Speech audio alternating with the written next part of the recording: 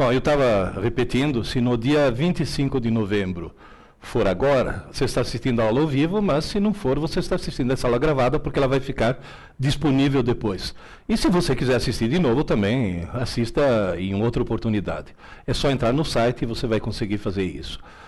Na realidade, hoje eu estou comemorando a saída do quarto livro da coleção Neuroaprendizagem, que é justamente esse livro a respeito de inteligência em concursos.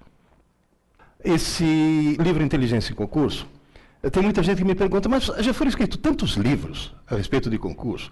Inclusive, alguns amigos meus escreveram livros fantásticos, Alberto de Lísola, Valdir Santos. Tem um monte de gente que escreveu livros interessantíssimos. E por que você está escrevendo um livro a respeito disso? Porque eu descobri a absurda importância que tem no sucesso de um vestibular, no sucesso de um concurso público, o nível de inteligência do candidato. Eu vou explicar melhor, e tem cara que nesse momento está dizendo, mas sou burro, tenho chance? Sim, claro, ninguém é burro, e todo mundo, obviamente, tem chance. Eu vou contar um pouco a história do surgimento desses livros e por que eu estou fazendo alguma coisa um pouco diferente. Em 1961, foi o ano em que eu comecei a dar aula. E foi o ano em que eu programei meu primeiro computador. Obviamente, os primeiríssimos computadores daquela época eram as famosíssimas réguas de cálculo. Eu dava aula de régua de cálculo. E a régua de cálculo é uma coisa que a maioria de vocês nem sequer sabe o que é. Apesar de que tem alguns relógios chiquitosos que ainda usam régua de cálculo dentro do mostrador, para medir a velocidade do carro, etc. Mas a régua de cálculo era o típico exemplo de um computador analógico. Mas já existiam naquela época computadores analógicos eletrônicos. E um modelo parecido com esse foi o primeiro que eu programei, em 1961. Não sei se vocês estão notando, existia um painel todo colorido e um monte de fios conectados, como se fossem aquelas mesas telefônicas antigas. Na realidade, o engenheiro que estava me ensinando a usar isso disse, era um texano, e falou, a parte dura, que seria o painel, nós chamamos de hardware.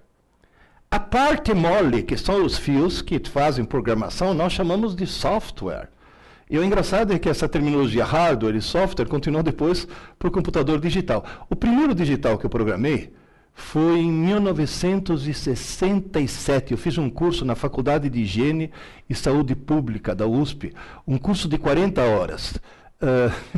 E o engraçado é que com esse curso de 40 horas, depois eu acabei virando, muitos anos depois, professor titular de técnicas avançadas de processamento de dados. Aqui já quero dar um alerta para todos vocês.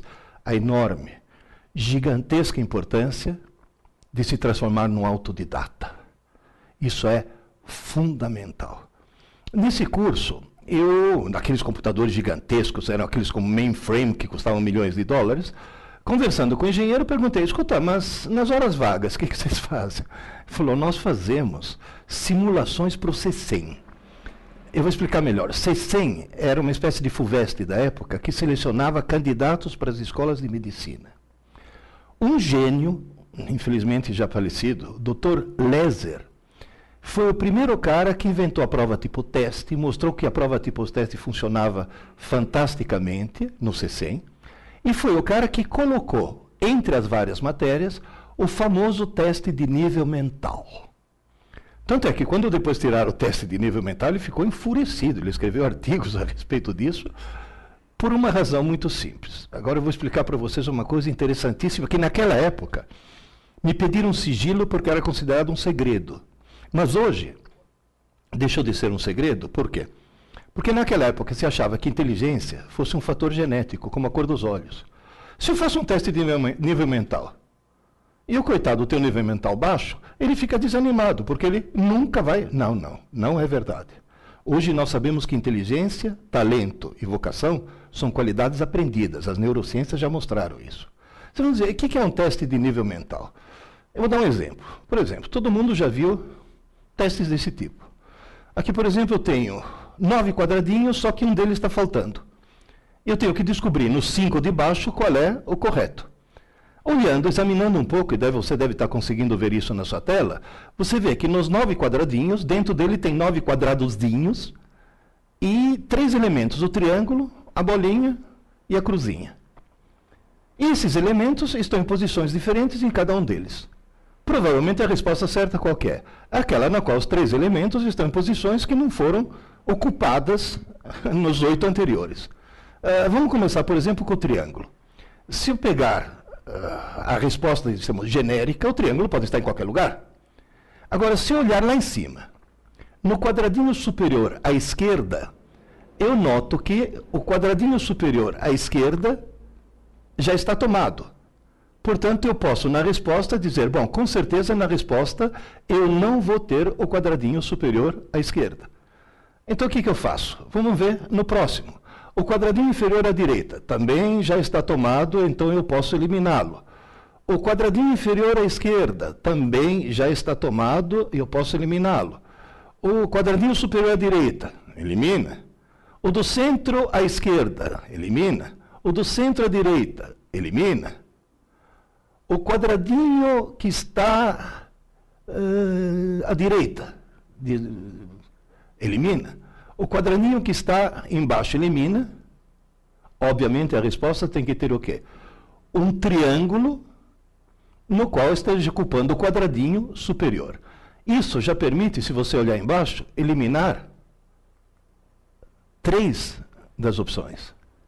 Você vai dizer, bom, agora vou escolher entre 2. Isso no exame é fundamental, essa história de eliminar o que não pode, porque de repente faltou tempo, vou chutar. Se você já eliminou 3, você aumentou a tua chance no chute enormemente. Agora você tem uma chance em 2 em vez de ter uma chance em 5.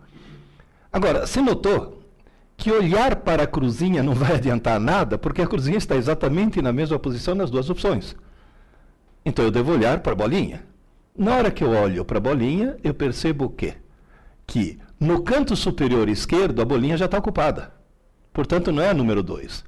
E só para checar, olhando o centro inferior, eu vejo que a bolinha não está em nenhuma dessas posições. Portanto, a opção correta é essa. Eu demorei mais ou menos 2 minutos para resolver isso. Só que eu estou falando e estou explicando. Na hora de fazer um teste, se você demorar mais que 30 segundos para achar a resposta, você já está bobeando.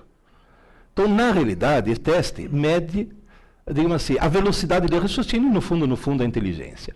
O que faziam naquele computador, aquele velho computador no qual eu comecei a programar aquela coisa gigantesca? Eles faziam simulações dizendo, por exemplo, se eliminar a importância de alguma das matérias. Por exemplo, matemática é menos importante. Quem teria sido aprovado? Geografia é mais importante. Quem teria sido aprovado? E eles tomaram um susto. Porque eles descobriram que se todas as matérias tivessem peso 0, mas fosse apenas o nível mental, o exame decisivo para escolher os candidatos escolhidos seriam, com raríssimas exceções, praticamente os mesmos. E nesse momento eles chegaram a uma conclusão que os assustou. Quem passa num vestibular difícil, quem passa num concurso difícil, não é quem sabe mais. É quem é mais inteligente. Você vai dizer, agora, o que eu faço? Simples. Torne-se cada vez mais inteligente. Se está provado e demonstrado que inteligência se aprende, o truque para se preparar não é ficar se entupindo de informações. O truque é ter atividades que te tornem cada vez mais inteligente. Se você fizer o gráfico do QI de uma pessoa, e o número de pessoas, na vertical você colocar o número de pessoas que têm um certo QI, e na horizontal você colocar as pessoas que têm esse QI, você vai notar que existem poucas pessoas que têm um QI muito baixo. Algumas delas até têm que internar. Existem poucas pessoas que têm um QI muito alto. Essas têm que internar mesmo. Agora, existe uma grande faixa que nós vamos chamar de faixa da normalidade, que está entre justamente esses 2 extremos. Fazendo-se um teste de QI, você pode chegar a um certo resultado. Então, por favor, entenda uma coisa importantíssima. Na frente de cada um de nós existe uma escada chamada escada da inteligência. Todo dia você pode subir um degrau. Só que cuidado, é 1 degrau por dia. Portanto, o ciclo de aprendizagem e crescimento de inteligência é algo que começa, acontece e se encerra em 24 horas.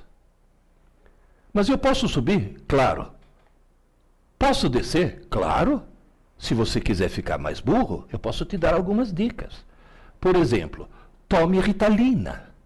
Se você tomar Ritalina, porque tem cara aí concurseiro que acha que é muito esperto, a Ritalina está provado, diminui o quociente de inteligência da pessoa. Pode acalmá-la, pode fazer com que a pessoa se concentre mais porque ficou mais calma. É claro que ficou mais calma. Está drogada? Pô, e se não for um produto químico, como é que eu fico mais burro sem produtos químicos? Simples. Facebook. Passe mais de 1 hora por dia no Facebook, você vira uma besta total. O Facebook está emburrecendo as pessoas. Isso também está provado através de uma série de testes. Ô, professor, e como é que eu faço para saber se eu subi a escada? Bom, se você fizer um teste de QI hoje e outro daqui a uma semana, provavelmente você não vai notar diferença nenhuma. Mas se você fizer o que eu vou te aconselhar a fazer, o teste hoje e um teste, por exemplo, daqui a 1 ano, você vai notar daqui a 1 ano que você está com QI mais elevado, portanto, você está subindo realmente essa escada. A coisa é extremamente simples. Inteligência se aprende. A cada dia que passa, você pode ficar cada vez mais inteligente. Tem gente que diz, mas por que no Brasil as coisas não funcionam como deveriam funcionar? Se eu fizer um teste de QI na humanidade, em geral, por definição, o QI médio da humanidade foi atribuído ao QI médio da humanidade o valor 100. Tem que falar, se eu tiver QI 100, eu sou normal? Não, você é médio. Se você tiver QI 100, você é mais inteligente que metade da humanidade. Mas sinto muito, você é mais burro que a outra metade. E se você quiser realmente ter sucesso num concurso, num vestibular, trate de subir a escada. O problema é subir a escada. Se fizeram por amostragem um teste de QI na população da Inglaterra, obteve seu valor 100. Isso mostra o quê? Que os ingleses são normais. Aí fizeram um teste de QI na população do Japão. Deu 113. Agora, cuidado. O cérebro de um japonês, biologicamente, é idêntico ao cérebro de um inglês. Portanto, se a população média do Japão tem um QI tão mais elevado que o da Inglaterra, isso mostra o quê? O sistema educacional japonês faz subir a escada mais do que o sistema inglês. Ou seja, a inteligência se aprende. E os japoneses aprendem mais que os ingleses porque têm um sistema educacional muito mais eficiente. Por amostragem, fizeram um teste de QI na população do Brasil. O resultado foi catastrófico. O QI médio de 87. 87 é caso limítrofe. O que nós podemos concluir daí? O sistema educacional brasileiro faz descer a escada. Faz desaprender inteligência. Nós temos aqui nesse país um potencial fantástico, uma juventude maravilhosa que está sendo imbecilizada literalmente por um sistema educacional completamente equivocado. E você que está se preparando para um vestibular ou para um concurso, provavelmente, mas muito provavelmente, você foi vítima desse gigantesco equívoco. E está na hora de mudar um pouco esse equívoco. Você foi vítima de um equívoco terrível. Mas está na hora de melhorar as coisas. Você vai dizer, qual é esse equívoco? Uma jornalista estava me entrevistando e falou, lá em Londrina, ô professor Pierre, por que o sistema educacional brasileiro é um dos piores do mundo? Eu dei uma resposta que para um italiano é óbvia. Descobri que para os brasileiros não. Porque tem duas palavras que em italiano significam coisas diferentes, mas que em português o pessoal acha que são sinônimos. Ela achou tão estranha que colocou na primeira página do jornal. E a explicação é simples. O sistema educacional brasileiro é um dos piores do mundo, porque o Brasil tem milhões de alunos e pouquíssimos estudantes. Milhões de alunos e pouquíssimos estudantes. Qual é o problema? Os pais brasileiros, os professores brasileiros, as pedagogas brasileiras querem que você seja um bom aluno. E sabe o que bom aluno faz? Vai bem na prova, tira boas notas, passa de ano, obtém um diploma e não aprende nada. Não consegue aprender. Gente, Eu dei aula num cursinho em São Paulo, onde eu tive mais de 100.000 alunos, vindos das melhores e mais caras escolas dessa cidade. Chegavam para mim no cursinho, mentalmente virgens, sem saber absolutamente nada. Passaram direto. Por quê? Porque no Brasil a gente confunde aluno com estudante. Bom aluno não passa no vestibular. Bom aluno não passa num concurso. Quem passa num vestibular ou num concurso é bom estudante. Mas, professor, qual é a diferença? Um aluno é alguém que assiste às aulas. Ser aluno é a coisa mais fácil do mundo. Entra num curso qualquer, se matricula, encosta teu bumbum numa cadeira, pronto, você vira um aluno. Agora, estudante não. Estudante é alguém que estuda. Ué, mas se eu estou assistindo a aula e não estou estudando, este é um outro equívoco terrível. É uma das armadilhas mais terríveis que existe. Quem está assistindo às aulas não está estudando. Assistir às aulas não é estudar. E todo mundo cai nessa armadilha. Ah, na faculdade eu estudo à noite. Você assiste aula à noite. Ah, meu filho lá na escola estuda de manhã. Não, seu filho de manhã não estuda. Seu filho de manhã está assistindo às aulas. Vocês vão dizer, mas não é a mesma coisa, não. Assistir às aulas é um processo coletivo e passivo. Numa aula expositiva, o aluno ouve, vê e entende, mas é passivo. E outra coisa, normalmente numa aula tem um professor e vários alunos. Quando os alunos são pequenininhos, é uma professora para 12 alunos. Depois cresceram mais, é uma professora para 30. Depois é um professor para 50. Eu, no cursinho, eu dava aula para 200 alunos. Numa boa. Mas já eram adolescentes. Já eram gente adolescente ou até adultos. Então é um processo coletivo e passivo. Agora, pensa um pouco. Qual é o oposto de coletivo? É solitário, individual. Qual é o oposto de passivo? Ativo. Estudar, justamente, é um ato individual e ativo. Agora eu vou fazer uma pausa, porque essa é a parte mais importante que vocês têm que entender. Gente, ninguém está estudando se não estiver sozinho. É individual. Não existe grupo de estudos. Isso é uma contradição em termos. Se é grupo, não é estudo. Estudo é individual. Cada um por si. E além de ser individual, é ativo. Ninguém está estudando se não tiver uma caneta ou um lápis na mão e não estiver escrevendo. Eu vou repetir. Escrevendo. À mão. Gente, vocês estão falando com um homem de 70 anos que começou a dar aula com 18, que já deu aula para criança e já deu aula na pós-graduação para médico psiquiatra. Vocês estão falando com um homem que só no curso pré-vestibular teve mais de 100.000 alunos. Por favor, ouçam. Não existe outra forma de se estudar que não seja escrever. Tem cara que fala, não, mas espera aí, eu estou lendo um trecho do Código Penal, eu não estou estudando o Código Penal, não. Você não está estudando, você está lendo e não vai gravar nada. Como é que eu faço? Simples. Pega o texto, pega uma caneta, ou um lápis, um papel, e vai lendo. Tudo que for importante, escreva. É importante? Escreva. Tem que falar, como é que eu sei o que é importante? Simples. Faz de conta, na hora de escrever, que você está preparando uma cola. Na hora de preparar uma cola, surge lá de dentro um poder de síntese que você desconhecia.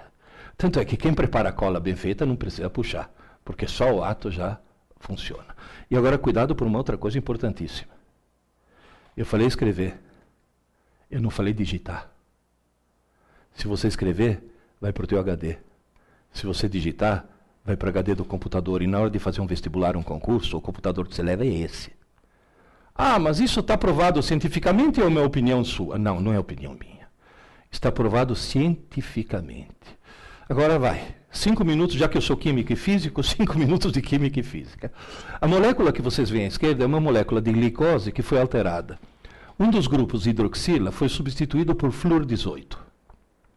Flúor 18 é um isótopo radioativo que decai para oxigênio 18, emitindo um neutrino e um pósitron, ou seja, um elétron positivo. O que é um elétron positivo? É o elétron da antimatéria. Toda vez que um elétron positivo da antimatéria encontra um elétron negativo da matéria, os dois se aniquilam, desaparecem. Nessa altura, a Lavoisier dá 3 voltas no túmulo. A matéria desaparece e surgem 2 pulsos de energia, 2 raios gama que saem um para cada lado. O que eu faço? Como o maior combustível do cérebro é açúcar, eu dou para o cidadão açúcar, uma solução de açúcar, água com açúcar, só que com esse açúcar. E coloco o cidadão exatamente no centro de um detector circular de raios gama. A região do cérebro que mais consome açúcar vai produzir mais esses pares de raios gama, que como não chegam exatamente no mesmo instante, a diferença de tempo permite localizar de onde partiram. E a quantidade de aniquilações que acontecem permite determinar quanto açúcar aquela região do cérebro está consumindo. Ou seja, eu quase que consigo fotografar o pensamento. Por exemplo, nesse exato momento, agora, vocês estão me ouvindo. Se vocês estão me ouvindo, no hemisfério esquerdo do teu cérebro, nessa posição mais ou menos, na região de Wernicke, está acendendo. O que estou falando está acendendo mais na frente, a região de Broca. Se você está de olhos abertos olhando, está acendendo aqui o lobo occipital. E se você está pensando, obviamente, acende o lobo pré-frontal. Você vai dizer, mas dá para perceber, inclusive dá para responder perguntas. Por exemplo, tem muitos que me perguntam, posso estudar assistindo TV? Não. Posso estudar com o computador ligado? Não. Posso estudar ouvindo música? Sim. Nessa altura a pessoa fala, como assim? Veja bem, se você pegar um cérebro em repouso, aquela figura lá embaixo, você está notando que o vermelho, a maior atividade, acontece no lobo occipital, que é justamente o cara está de olhos abertos, está processando a imagem. Se você estiver estudando, usando só linguagem, português e matemática, que são as 2 linguagens, acende somente o lado esquerdo. E se você estiver ouvindo música, acende só o lado direito. Agora, veja bem, se você estiver estudando em silêncio, o lado esquerdo está trabalhando a toda. O lado direito não tem o que fazer, fica enchendo o saco. Então você está lá, olha, porque as placas tectônicas, olha a borboleta azul. É o lado direito enchendo. Então o que você faz? Liga uma música e mantém o lado direito ocupado enquanto o lado esquerdo está estudando. Mas cuidado, quando eu falei liga uma música, nessa música não pode ter ninguém cantando no idioma que você conheça. Porque se você conhecer o idioma, invade o lado esquerdo e a letra da música atrapalha aquilo que você está estudando. Está bem claro isso? Ah, eu quero ouvir rock com um vocalista. Ótimo. Tem ótimas bandas de rock húngaro. Porque nenhum húngaro entende que outro húngaro está falando. E note uma coisa interessante, esse PET, né, o Positron Emission Tomography, é tão sofisticado que se você está ouvindo jazz, acende aqui. Se você está ouvindo Mozart, acende aqui. Ou seja, são regiões do cérebro diferentes que foram treinadas de forma diferente para ouvir tipos de músicas diferentes. Agora, se você estiver ouvindo funk, não acende absolutamente nada, porque não há necessidade de cérebro para ouvir funk. Isso já é um outro problema. Agora, essas experiências todas mostram uma coisa interessantíssima. Quanto mais regiões do cérebro você acender, mais chance você tem de gravar alguma coisa. Moral da história. Se você escrever, por exemplo, BA, manuscrito, um monte de regiões no teu córtex motor se acendem. Se você simplesmente digitar não acende quase nada. Digitar não serve. Você tem que escrever. Escrever e muito. Teve um amigo meu, professor. Me ajuda aí. Falei, o que foi? Estou me preparando para um concurso público, estou estudando 14 horas por dia, estou me matando de estudar, e não rende, chega no fim do assunto, já esqueci o começo. Onde estou errando? Falei, bom, primeiro erro é estudar 14 horas por dia. Só um louco faz isso. Nenhum cérebro humano consegue transformar 14 horas de informação em 14 horas de conhecimento. Portanto, o trouxa que estuda 14 horas por dia está jogando fora um monte de seu tempo. Ah, mas eu falei, bom, vou fazer uma coisa, eu vou na tua casa, vou ver como é que você está estudando. Fui na casa dele. Falei, querido, você Você não está estudando 14 horas por dia. Você está jogando na lata do lixo 14 horas do teu dia. Ou por quê? Você só está lendo. Ah, mas ler não é estudar? Eu falei, não. Tanto é que tem cara tão trouxa que faz curso de leitura dinâmica só para jogar seu tempo fora mais depressa. Porque ler não é estudar. Estudar é escrever. Aí falou para mim, ah, mas eu escrevo. Eu falei, deixa eu ver o caderno. Ah, caderno, Pierre, é coisa do passado. Agora eu estou anotando tudo no meu notebook. Eu falei, isso, seu trouxa. Manda agora teu notebook e fazer exame no teu lugar. Eu peguei o notebook dele, joguei no lixo, suavemente, porque ele ia pegar de volta. Entreguei um lápis, falei, escreva. E me mandou um e-mail. Pierre, você mudou minha vida. Tudo que estava no notebook, eu passei por caderno. Incrível. Agora eu não consigo mais esquecer as coisas. Note que ele não falou agora eu consigo lembrar, agora eu não consigo mais esquecer. Portanto, queridas e queridos, não tenha preguiça de escrever. E mais uma coisa, hein?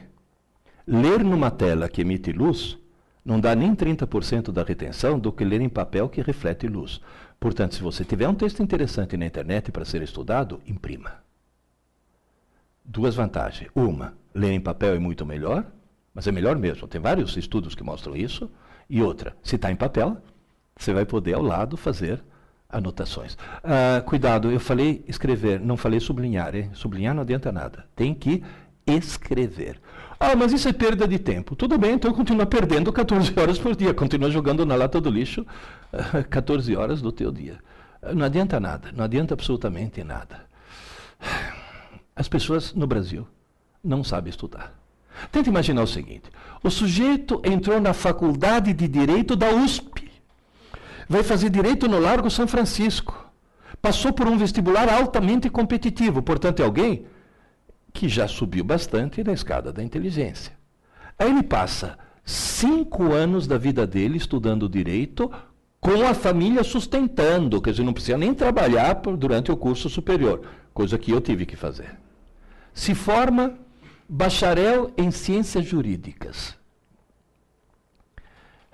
Você vira o diploma dele? Tem o histórico escolar, a nota mais alta dele é 8. E aí ele vai prestar exame na OAB. Faz o famoso exame da OAB.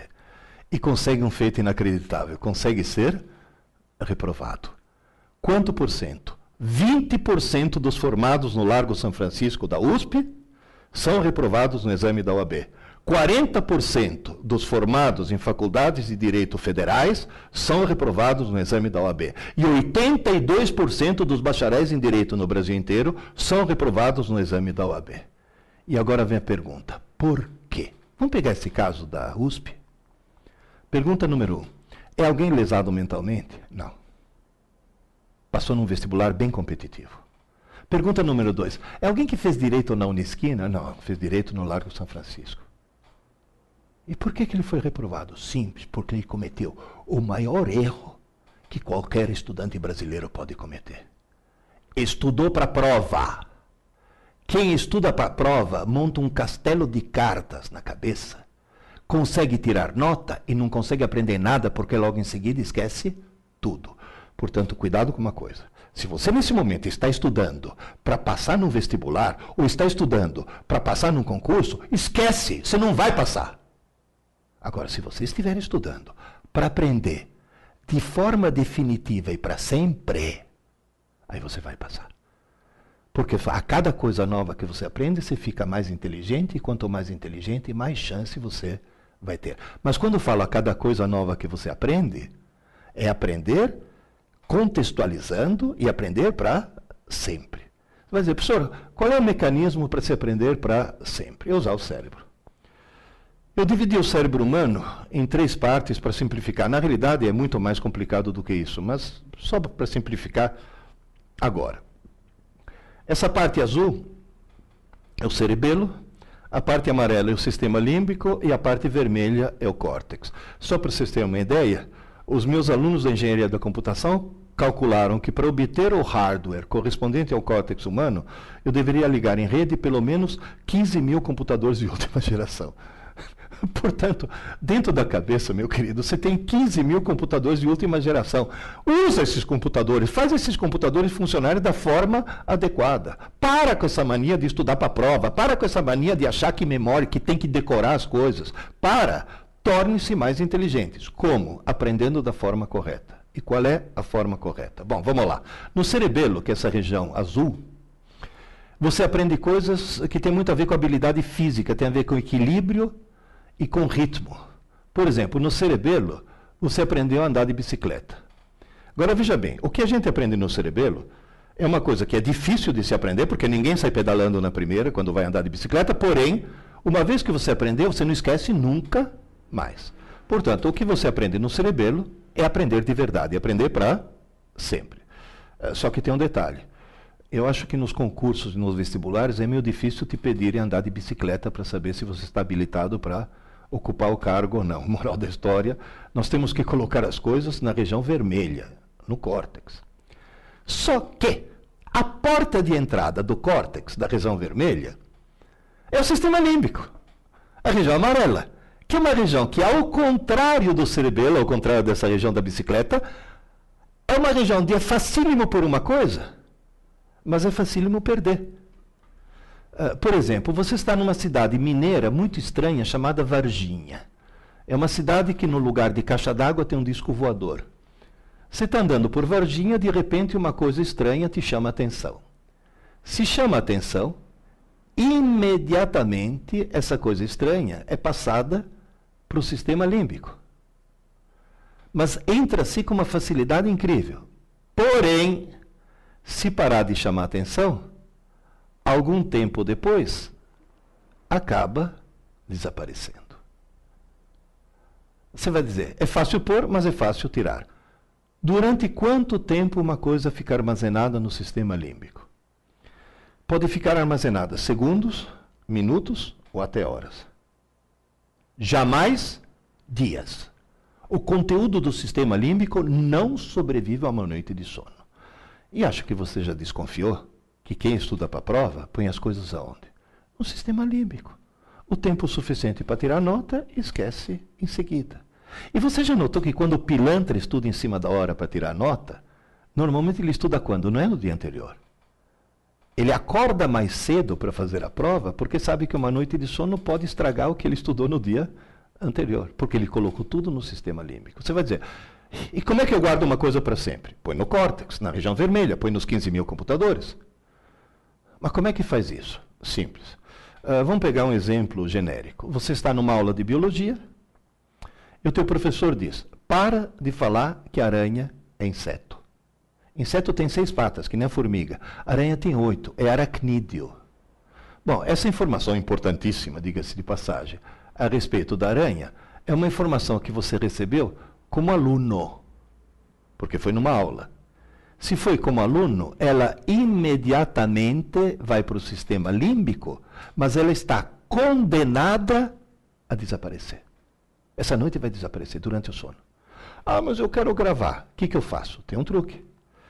Aquela informação recebida durante uma aula, que pode ser presencial, pode ser à distância, pode ser uma aula que você mesmo está dando para si mesmo, lendo um livro, mas a informação recebida, se no mesmo dia, insisto, tem que ser no mesmo dia.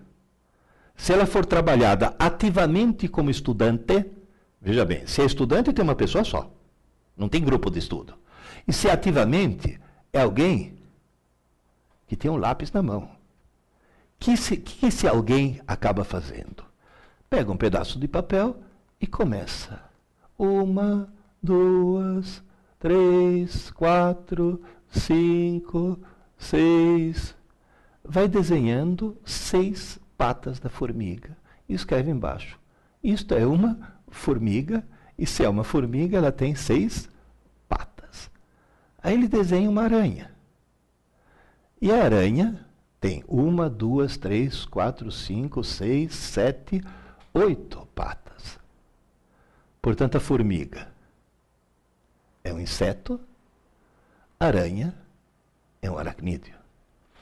Esse ato de pegar um lápis e fazer isto, e note que não precisa fazer o tratado sobre a aranha e a formiga, não, é quase como se fosse uma cola. Essa coisa esquemática faz com que você deixe de ser aluno e nesse momento você vire estudante.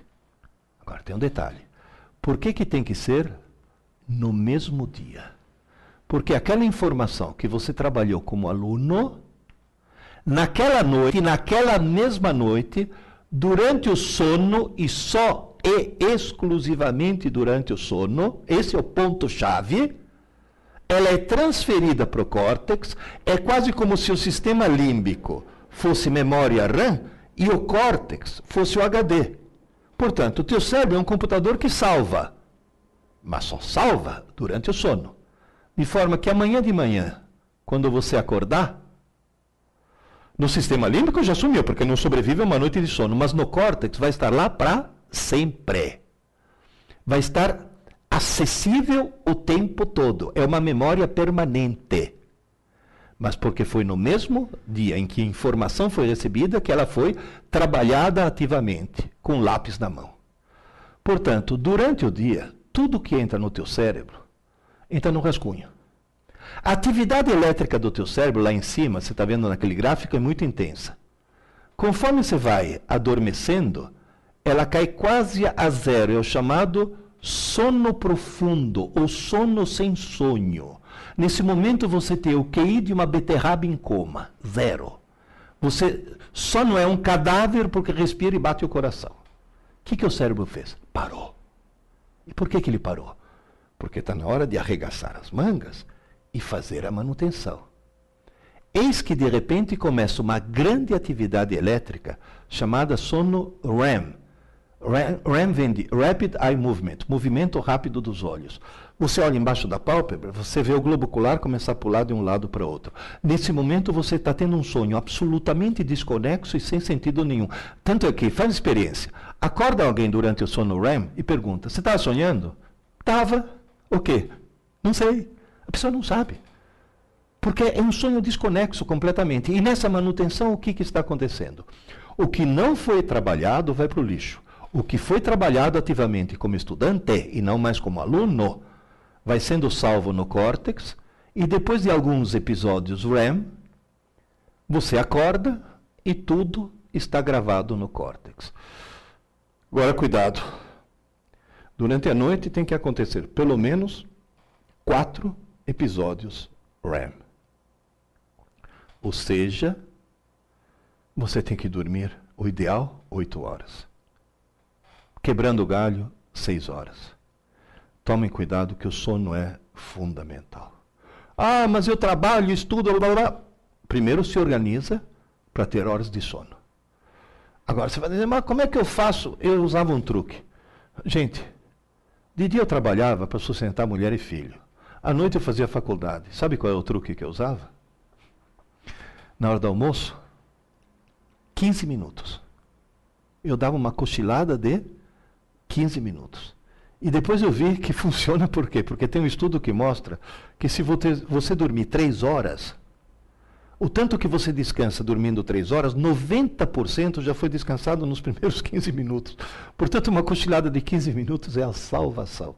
Na hora do almoço, todo mundo tem esse tempo para poder fazer isso. Moral da história, veja o que acontece no teu cérebro conforme você vai estudando e gravando as coisas.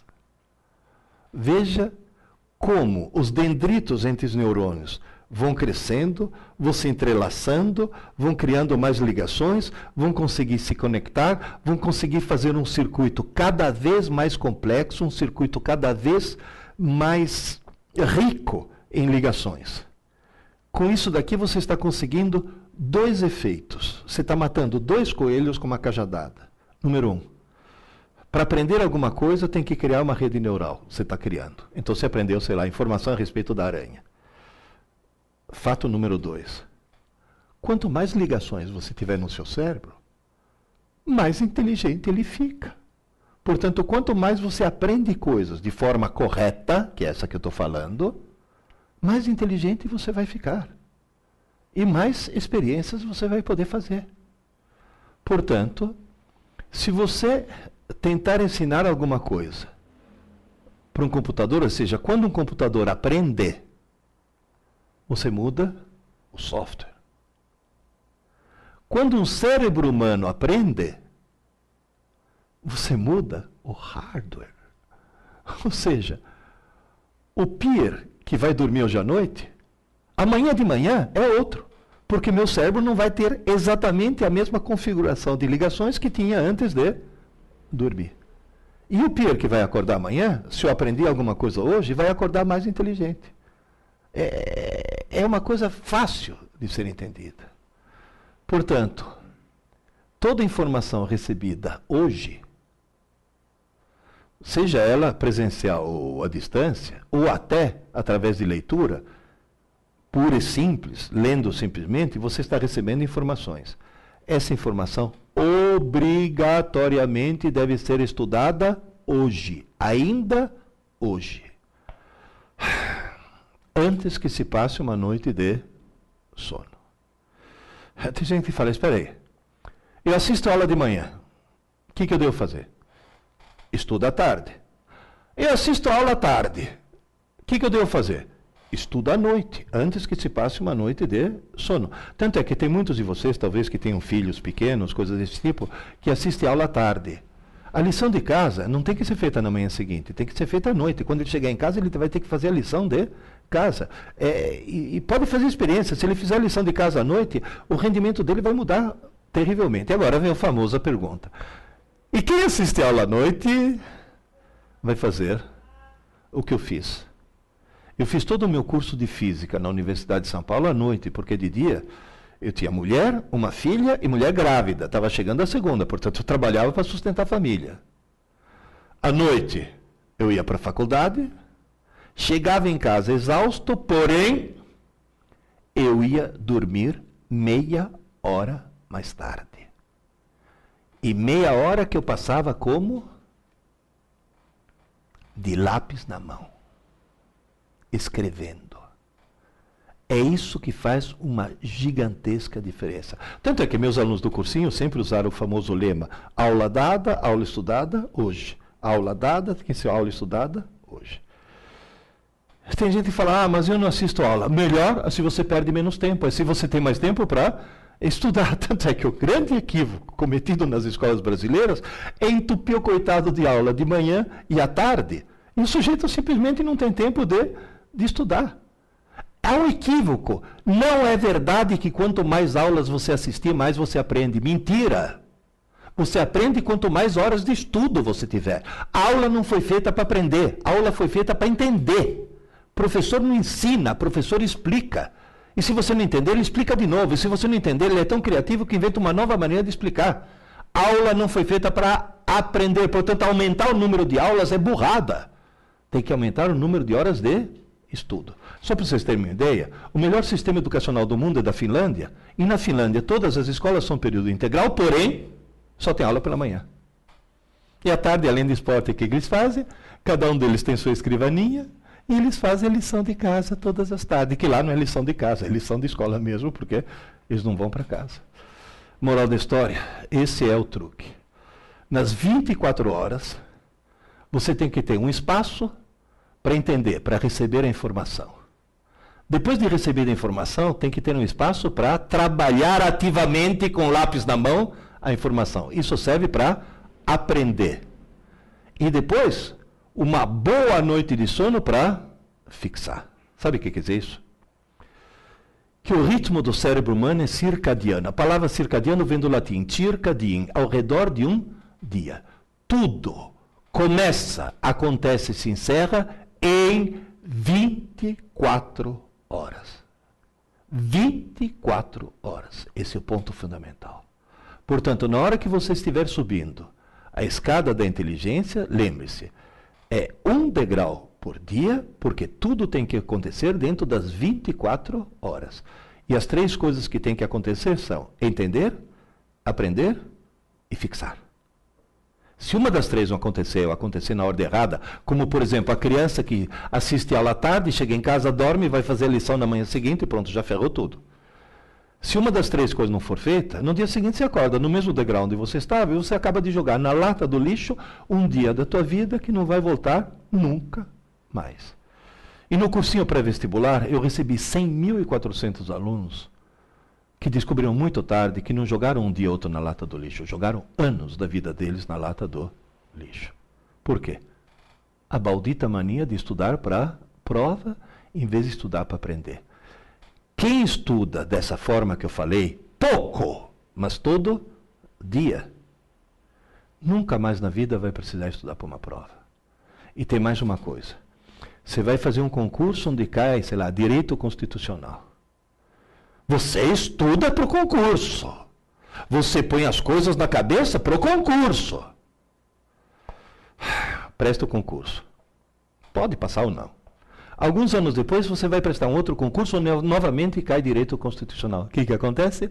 Vai ter que estudar tudo de novo a partir do zero, porque não ficou gravado nada para sempre. Enquanto que se você estudar com esse processo pouco e todo dia, vai ficar gravado para sempre. Você vai estudar direito constitucional uma única vez na vida. Eu falo para o pessoal que faz, estou fazendo cursinho para a OAB. Eu falo, eu conheço um cursinho ótimo para a OAB.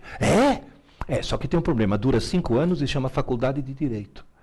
É simples, né? E estudar pouco e todo dia. Agora veja bem, tenta entender uma coisa extremamente importante. Quando você enriquece a rede neural, está aprendendo, está mudando, não o software, está mudando o hardware do teu cérebro. O enzima que permite fazer os dendritos crescerem, ele se esgota em aproximadamente 40 minutos. Portanto, aí vem um truque. Se você for estudar intensivamente, faz uma coisa. Estude meia hora e depois descanse 10 minutos. Estude meia hora e descanse 10 minutos. Não posso passar de meia hora? Experimenta. Nunca te aconteceu de pegar um texto, ler o texto do começo até o fim, chegar no fim e falar, meu Deus, o que eu li? Passou dos 40 minutos. Então, meia hora, 10 minutos. E depois, mais meia hora de estudo e 10 minutos de descanso. E depois, mais meia hora e 10 minutos. E vai indo até chegar mais ou menos a umas 3 horas e meia de estudos. Só que nessas 3 horas e meia de estudos, tem mais uma hora que foi intercalada, que é justamente o tempo de descanso. Mas desse jeito eu fiquei 4 horas e meia ocupado e só aproveitei 3 e meia. Não adianta. Você ficar sentado, amarrado numa cadeira, estudando, sem dar esses 10 minutos, você está jogando o teu tempo fora. Depois você vem e fala, não rende. O truque é esse. Meia hora, 10 minutos, meia hora, 10 minutos, meia hora, 10 minutos. E nesses 10 minutos, o que eu faço? Faz alongamento, vai tomar água, vai no banheiro fazer xixi, vai fazer qualquer coisa, menos atividade intelectual. E outra coisa, entre no MST, movimento do sem tela. Nesses 10 minutos não vai me ligar o Facebook ou coisa desse tipo, porque os 10 minutos viram 20, viram 30, ou coisas desse tipo. Vamos dizer, professor, tudo isso que o senhor está falando funciona? Há muito tempo atrás, eu fiz uma brochurazinha, uma apostilinha, chamada Aprendendo Inteligência, que justamente se tornou o volume 1 da coleção de neuroaprendizagem. Mas assim, impressa em papel, capa em papel e tudo mais. E passei isso, depois de palestra, para os meus alunos no cursinho. 600 cópias fizeram. E depois vieram, professor, minha vida mudou. Aí esse reforço positivo, eu falei, opa, então eu estou no caminho certo. O que eu fiz? Já fiz uma edição, esse ainda com a capa branquinha, um pouco mais chiquitosa, Deu muito certo. Mas, gente, eu tenho absoluta convicção que eu estou falando dá certo, porque as pessoas que leram esse livro, Aprendendo Inteligência, depois me dão retorno, estão dizendo, mudou, minha vida mudou. E a culpa não era deles. Eu já vi mãe falar, filho, desliga isso daí e vai estudar, menino, você tem prova amanhã. Essa mãe acha que está ajudando o filho, essa mãe está cometendo um crime hediondo, essa mãe devia ser presa sem direito à fiança. Essa desgraçada está arruinando a vida do filho. Porque a frase certa seria, filho, Desliga isso daí, vai estudar, menino. Você teve aula hoje. Esse que é o problema. Então, no fim, acabou surgindo esse livrinho aqui, que depois deu origem a esse livrinho aqui. Por quê? Porque eu tive que explicar para os pais como funcionava a coisa. E aí, me obrigaram a escrever esse livro aqui, esse verde aqui. Por quê? Porque eu tive que explicar para os professores como funcionava a coisa. Aí chegou um monte de gente e falou, tá bom, você escreveu um livro para quem é aluno, e eu que sou autodidata. Tchau, tchau. É justamente o livro que eu estou lançando hoje, que é justamente esse para concurso, onde eu tento mostrar todas as manhas possíveis para você se tornar mais inteligente. Esse que é o ponto-chave. Mais inteligente. Eu vou abrir agora para perguntas. Se sobrar alguma pergunta depois dessas, o site no qual você pode entrar, esse editora.tv, que é um site que vai te reencaminhar, é um URL muito fácil que vai te reencaminhar depois para um monte de outros sites. Mas basicamente os 4 livros, já está saindo o 5º, viu? Já estou no 5º livro. Os 4 livros basicamente são o azul para alunos, o vermelho para pais não, para mães, que a parte mais terrível da escola são as mães. As mães dão muito palpite errado. O verde, que é para os professores, e esse amarelo alaranjado aí, que era para ser preto, mas a editora resolveu mudar a cor, esse amarelo alaranjado é justamente para os autodidatas que estão se preparando. E eu escrevi esse livro porque fiquei com muita pena do cara que fica 14 horas por dia a troco de nada. Quando, na realidade, passar num concurso, passar num vestibular, é outro papo, é outra técnica, e você, insisto, tem que se tornar cada vez mais inteligente. Eu acho que agora a gente poderia abrir para as perguntas do pessoal, né? Já tem alguma coisa? Tem gente que já ficou revoltada, né? Vamos ver um pouco se tem alguma dúvida, alguma pergunta, alguma coisa que eu possa responder para vocês. Abriu?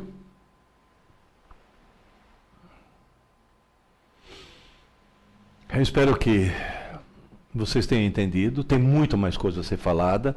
Eu já estou combinando outras aulas que a gente vai fazer aqui para entrar em mais detalhes a respeito, mas, na realidade, é extremamente importante que você perceba que você tem que mudar o teu cérebro.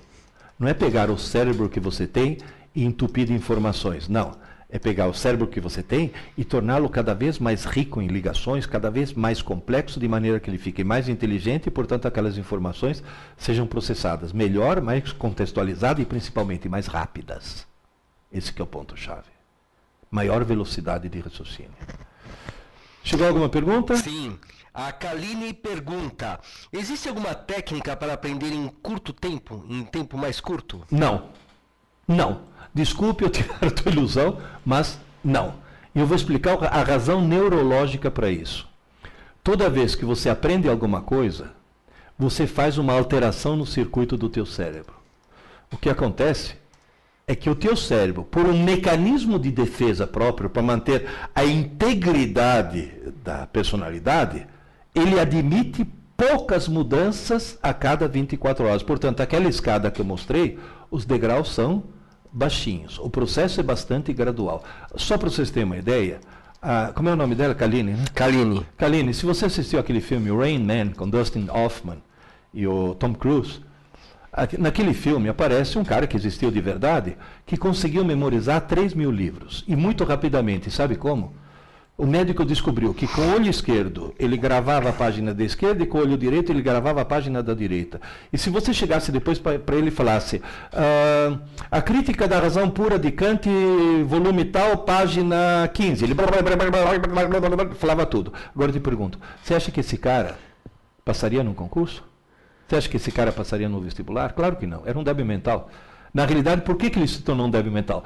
Porque justamente o cérebro dele começou a sofrer muitas mudanças e muito rapidamente roubando a integridade de uma personalidade e de outras habilidades que acabaram desaparecendo, foram canibalizadas por essa habilidade em memorizar coisa.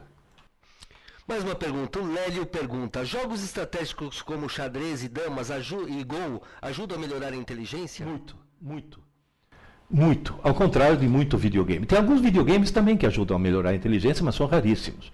E olha que eu estou falando de cátedra, porque quando eu era jovem, eu não jogava videogame, eu criava videogame. Então são raríssimos. Agora, esses jogos estratégicos, War, Go, Damas, xadrez, principalmente o xadrez, são jogos que desenvolvem muita inteligência. Mas, mais uma vez, cuidado, não vamos cair no Rain Man. Porque tem cara que joga xadrez com tanta intensidade, com tanta concentração, e só exclusivamente xadrez, que se torna o quê? Uma máquina de jogar xadrez, e é um cara que simplesmente não se desenvolve intelectualmente e outras coisas. Então é bom ir variando, é bom ir fazendo várias coisas diferentes. Excelente. João Neto pergunta, Pierre, qual a diferença desse livro para concursos para o livro azul para estudantes? No livro azul para estudantes, eu parto do princípio que o sujeito certamente teve uma aula, e o que fazer depois dessa aula. No livro de concurso, eu mostro que ele pode ou não ter tido essa aula, e no livro de concurso eu mostro, digamos assim, para um público mais adulto, um público mais amadurecido, eu mostro a enorme e gigantesca importância, de aumentar seu nível de inteligência, porque isso que é fundamental. 2, de começar a fazer exercícios mentais. E 3, eu mostro uma coisa, que no outro livro, no azul, não tinha muito sentido. Quais são as técnicas a serem usadas durante a prova? Durante a prova, porque durante a prova, tem gente, por exemplo, muito bem preparado, que durante a prova dá o famoso branco, se perde, está nervoso, coisa desse tipo. Então eu mostro o que fazer durante a prova. Vou dar um exemplo rápido. Você está numa sala no meio de concorrentes. Estatisticamente, você passa mais tempo cabisbaixo do que com a cabeça levantada pensando. Mas isso não é só você, todos os outros. Portanto, estatisticamente, na hora que você levanta para pensar, você vai ver um monte de gente cabisbaixo. O que vai passar na tua cabeça? Só eles estão fazendo, eu estou aqui perdendo tempo. Aí começa a dar aqueles pânicos idiotas. Então, é como você se acalmar. Inclusive, tem uma maneira muito fácil de você criar pânico nos concorrentes que estão na sala, viu? Porque você elimina alguns. Qual que é? Por mais que você esteja se ferrando, por mais que a prova seja difícil, de 3 em 3 minutos, bem discretamente, faz yes! E continua fazendo a prova. Os outros ficam destruídos, falam, meu Deus do céu, esse cara daí está sabendo tudo. Aí você destrói os outros moralmente, pelo menos. Daniel pergunta, professor, quem estuda sozinho não passa da etapa 1, que é entender, uma vez que não assiste aula. Nesse caso, o ato de entender a matéria passa pela leitura? É fundamental a leitura. Ninguém sobe a escada da inteligência se não for um leitor. Ninguém é um leitor se não for alguém que lê muito. Ninguém lê muito se não for alguém que lê por prazer. Portanto, queridas e queridos, a leitura não interessa do que. Pode ser até 50 tons de cinza. Que é aquela espécie de Sabrina pornô que lançaram, que fez um grande sucesso. Pode ser leitura de qualquer coisa. A leitura é fundamental, desde que você goste. Porque na hora que você gosta, o que acontece? Você lê muito. Quanto mais você lê muito, mais você decodifica, mais interpretação de texto você tem, mais vocabulário você tem, mais coisas vão acontecendo e, principalmente, mais inteligente você se torna. E a inteligência, muitas vezes, permite com que você construa o conhecimento em vez de recebê-lo. Eu vou dar um exemplo simples. Eu estava brigando com os meus alunos porque eu falei que eles tinham um vocabulário muito limitado. Porque eles liam muito pouco. Aí um dos meus alunos me desafiou assim, falou, e o senhor tem vocabulário? Eu falei, eu tenho um vocabulário maior porque eu leio mais do que vocês. Aí ele abriu, ele tinha um daqueles, abriu, falou, então me diz aí, o senhor sabe o que é bradipneia? Eu falei, não. Haha! Eu falei, não, espera aí. Eu não sei, mas vamos pensar um pouco. Eu sei que o contrário de taquicardia é bradicardia. Então, se taquicardia é o coração batendo depressa, bradicardia deve ser o coração batendo devagar. Então, esse brade significa devagar.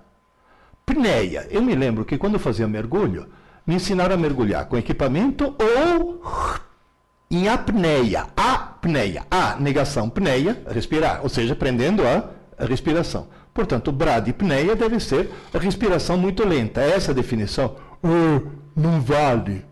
Eu falei, como não vale? Essa definição é. Eu tinha conhecimento? Não. Mas eu tinha inteligência suficiente para buscar coisas soltas, juntar e obter. Qual é o fator que permite isso? Leitura. Muita leitura. Infelizmente, o sistema escolar brasileiro é especialista em criar o ódio pela leitura. Pega uma criancinha de 12 anos, fala, você vai descobrir o prazer pela leitura. Toma, Iracema. Isso é um trauma que depois nem 20 anos de psicanálise tiram da pessoa. Toma, Dom Casmurro. Eu falo para os professores de literatura, começa com Harry Potter, você chega em Machado de Assis. Agora, começa com Machado de Assis, você não vai chegar em lugar nenhum. Portanto, para os autodidatas, a leitura como forma de lazer é fundamental, para dar justamente toda essa decodificação, interpretação de texto e tudo mais. Vamos lá. O Léo pergunta, tem o edital de um concurso. Como encontrar o material adequado que se só dispõe de provas anteriores? Bom, as provas anteriores já são uma boa indicação de qual é o estilo, pelo menos. São uma boa indicação de o que costuma ser cobrado. Agora, no edital, o que acontece? Você vai ter que procurar os livros texto correspondentes àquelas matérias que vão ser cobradas. Ou então, se você tiver tempo, você faz um dos tais cursinhos preparatórios, não tanto pelas aulas que você vai ter, mas justamente porque esse cursinho já se deu o trabalho de organizar esse material numa série de apostilas, e também na internet tem um monte de apostilas a serem compradas ou obtidas em PDF, um monte de coisas. Quer dizer, a obtenção do material não é tão especialmente agora com a internet, não é uma coisa tão difícil assim. O Phil pergunta, quanto tempo o senhor recomenda estudar para um vestibular mais concorrido, como o de medicina? Eu diria, olha, não passe de 4 horas por dia. Estudar, não estou falando de assistir às aulas, estou falando de estudo concentrado, com caneta na mão, escrevendo. 4, se muito, 5 horas por dia, mas não muito mais, porque não vai ser a quantidade de estudo que vai te colocar na faculdade. Vai ser exatamente o grau de desenvoltura de raciocínio que você vai ter que vai te permitir entrar na faculdade. Como é o nome dele? F-E-L-L, Phil, né? Acho que é Phil, seria o Phil. Então, basicamente é isso, veja bem, não exagera no tempo, porque no fim, o problema é o seguinte, se em 3 horas, intercalada, daquele jeito que eu falei, meia hora, 10 minutos, meia hora, 10 minutos, meia hora, 10 minutos, se 3 horas, ou 4 horas que sejam, é o ideal. Se você estudar 8, sabe o que vai acontecer? As últimas 4 horas se sobrepõem às primeiras 4 e vai uma bagunça total e você não aproveita nem as últimas 4 e nem as primeiras 4. Então é melhor ficar nas primeiras 4 horas, que é o que vai te dar mais proveito. Né? O Luiz pergunta, por que há coisas que nós aprendemos e nunca mais esquecemos, mesmo sem dedicar um tempo para estudá-las separadamente? A razão é extremamente simples. O que passa do sistema límbico para o córtex durante a noite é aquilo que mais te impactou emocionalmente. Então, se você vê um desastre horrível, um caminhão destruindo um outro, provavelmente essa é uma cena que você nunca mais vai esquecer. Se você vir uma moça muito bonita, provavelmente é uma cena que você nunca mais vai esquecer. Agora, acontece que a equação do segundo grau não é uma coisa que normalmente impacta emocionalmente a pessoa. Ninguém vai, que bonito uma equação do segundo grau. Então, as coisas que não te impactam emocionalmente, essas você vai ter que impactar com o lápis na mão e ficar fazendo exercícios, que é a outra maneira que o cérebro tem de acabar gravando alguma coisa. Eu tenho certeza absoluta que todos vocês que estão me ouvindo agora, cada um de vocês lembra exatamente onde estava quando recebeu a notícia dos 2 aviões entrando nas Torres Gêmeas de Nova York. Por quê? Porque foi uma coisa tão impactante que você não esquece justamente isso. Agora, é lógico, por exemplo, tem professores que têm a técnica de contar uma piada durante a aula para impactar emocionalmente. E sabe o que acontece? 2 meses depois o cara esqueceu a aula, mas lembra da piada, pelo menos. Então não é só essa coisa impactante que vai funcionar. Depois da aula, lápis na mão e trabalho.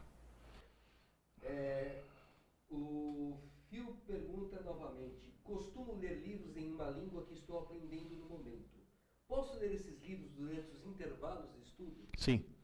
Sim, porque quando for outra língua que não o português, que é o que você está usando para estudar, você está usando uma outra rede neural, uma outra região de redes neurais, portanto você não está cansando, ou pelo menos não está impedindo que descansem aquelas redes neurais que você estava usando na hora de estudar. Então, e eu vou, já que estamos no assunto, para você aprender um outro idioma, tem uma dica fantástica. que funcionou para mim. Hoje eu falo 5 idiomas. Assista filmes em DVD no idioma original, com a legenda no idioma original também. Tanto o filme no idioma original e a legenda também no idioma original. Isso permite com que você vá mergulhando muito e leia livros no idioma que você quer aprender. Você fala, mas se eu pego um livro no idioma que eu não aprendo, não sei nada, teu cérebro aprende. É impressionante como contextualizando o cérebro consegue descobrir as coisas. Quando você aprendeu a falar português, você não tinha um dicionário, não tinha legenda, Gugu Dadá traduzindo o que você estava falando. E você, simplesmente, você aprendeu contextualizando, né? Essa maneira de aprender o idioma. O Alessandro pergunta, eu posso utilizar mapas mentais? Funcionaria? Teria alguma técnica? Olha, realmente, com relação aos mapas mentais, eu tenho um pé atrás, deixa eu explicar por quê. Porque é tanta técnica essa de montar o mapa mental que o sujeito fica mais preocupado em montar o mapa segundo a técnica do que com o conteúdo do próprio mapa. Tem até uma experiência feita numa universidade americana em que o mesmo texto foi dado por um grupo que estudou de maneira tradicional, qual aquela fazendo resumo, lápis, e um grupo que fez os tais mapas conceituais, os mapas mentais, Muito bem. Depois de um mês cobraram aquele conteúdo, o pessoal que estudou da maneira mais tradicional teve um resultado melhor do que o pessoal que fez os tais mapas mentais. Então, os mapas mentais funcionam se o sujeito já estiver usando há muito tempo, portanto é uma coisa automática, em que ele não está preocupado com o mapa mental, ele está preocupado com o conteúdo daquilo que ele está colocando no mapa. Entendeu a diferença? É a mesma coisa que, sei lá, eu sou um péssimo jogador de tênis. Só que eu ganho quando eu vou jogar com um cara melhor do que eu. Por quê? Eu perco o primeiro set, tudo bem, sempre perco, sou péssimo. Aí eu viro pro cara e falo, você joga bem pra caramba, mas já descobri o teu segredo. Já sei por que você joga tão bem. Eu descobri que você põe o polegar, a tua empunhadura, o polegar toma uma posição que é justamente o que te dá mais força lá pra pancada, tá? O segundo set eu ganho, porque o cara fica olhando para o polegar dele em vez de ficar olhando para a bola. O truque é extremamente simples. Se você faz um mapa mental com a preocupação, será que estou fazendo um mapa segundo o conceito adequado do mapa, não sei o que? Esquece. É o conteúdo daquilo que está lá que acaba interessando. Cristiano pergunta, como fazer para armazenar o conteúdo de uma determinada matéria? Como determinar o que aprender? É aquilo que eu falei no começo. Como é o nome dele, Cristiano? É, o Cristiano. Cristiano, eu cheguei no Brasil, eu sabia falar bom dia, obrigado e alfinete só. Eu tinha 12 anos, não sabia falar português. E me botaram na escola mesmo assim, eu tive que me virar. Um belo dia, eu entro na sala de aula, eu não conhecia ainda os mecanismos brasileiros. Entrei na sala de aula e vi todo mundo alvoroçado. Falei, nossa, os nativos estão irrequietos hoje, deixa eu ver o que está acontecendo. E aí fui ver, estava todo mundo escrevendo com uma letra muito miúda, em pedacinhos de papel muito pequenos. Falei, deve ser um ritual religioso, né? De repente, eles fazem um pedido por embaixo do santinho, né? Mas eu perguntei para o colega, falei, mas sente, mas que coisa é isso? Ele olhou para mim e falou, cola. Falei, e o que é cola? Falei, é para consultar durante a prova. Falei, e o professor é deste? Ele falou, não. Aí eu fiquei estarrecido, descobri que tem gente que acha que está na escola para tirar nota, e não para aprender. Mas aí, em Roma, faça como os romanos, em Piracicaba, onde eu estava, faça como os piracicabanos. Preparei minha cola. Preparei uma cola sanfona, a 4 cores. Na primeira página da cola tinha índice, sabe? Cola tal, página tal, cola tal, página tal. Adivinha o que aconteceu? Não precisei puxar. Porque o trabalho que eu tive foi o suficiente. A partir desse dia, sabe o que eu comecei a fazer?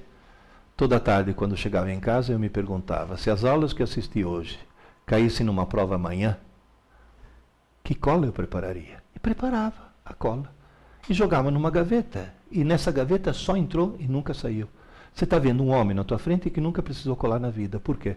Porque passou a vida preparando cola. Então, se você quer saber o que é realmente importante, olha para aquilo e fala, eu vou fazer de conta que eu vou preparar uma cola. Eu vou fazer de conta que na prova que vai cair esse assunto, eu tenha sido autorizado a preparar uma cola. E na hora de preparar a cola, o que é realmente importante você acaba pondo. Mas tem gente que é tão imbecil que xeroca a cola do outro, né? Mas aí tudo bem, aí é outro problema.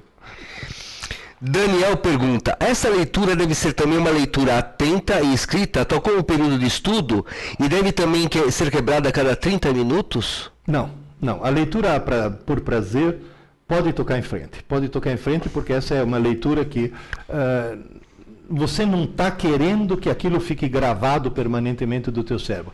Na realidade vai acabar sendo gravado porque se é uma leitura prazerosa, a emoção, o prazer de descobrir a história, não, agora vai acontecer isso, vai acontecer aquilo, esse prazer de descobrir a história é suficiente para motivar teu cérebro a acabar gravando a maior parte disso daí.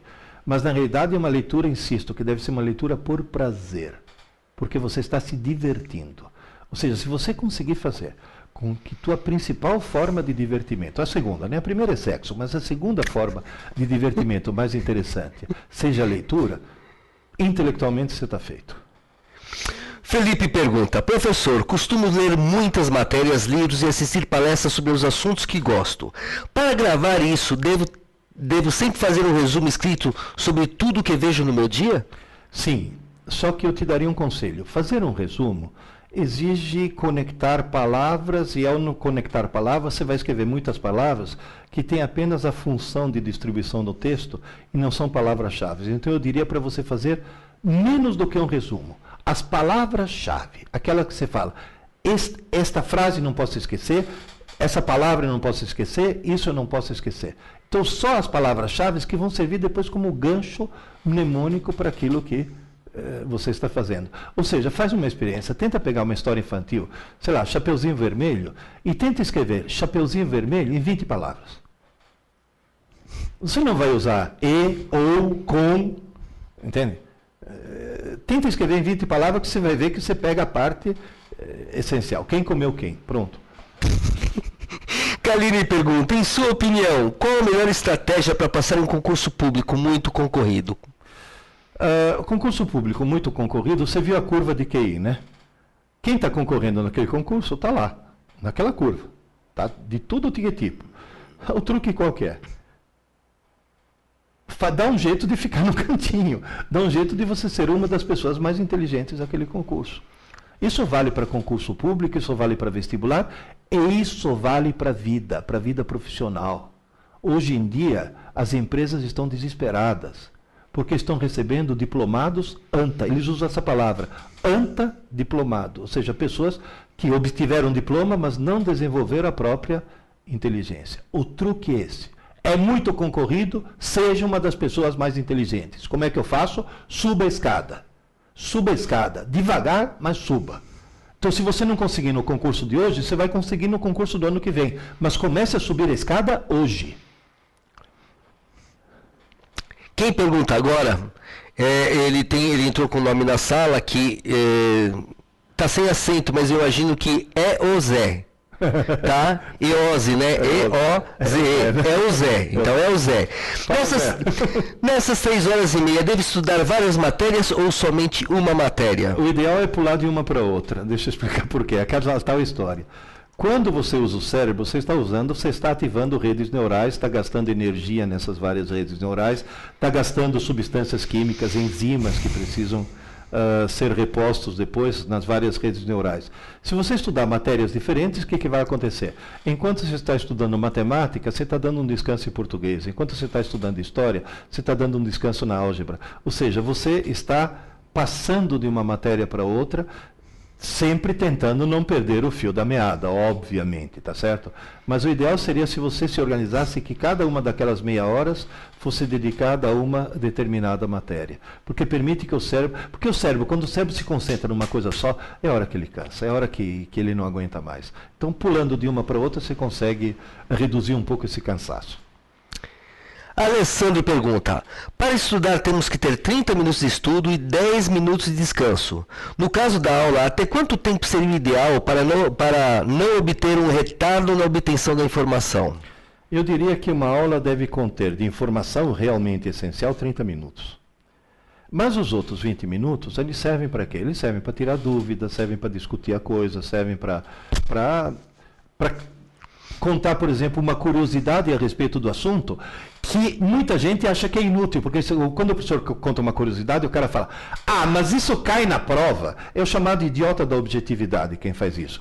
Na realidade, aquelas curiosidades, aquelas coisas adicionais, são ganchos mnemônicos que permitem que você possa lembrar da coisa.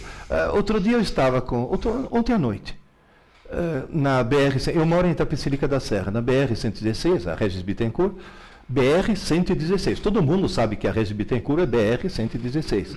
E aí, conversando com minha mulher, falei, se furar o teu pneu, você não sabe trocar pneu, como é que você vai chamar o socorro da operadora, da concessionária? Porque tinha passado, ou era 0800 70 90 116. Ela falou, o 0800 dá para lembrar porque todas elas são 0800. O 116 está na cara porque eu estou na BR 116, eles fizeram até de propósito.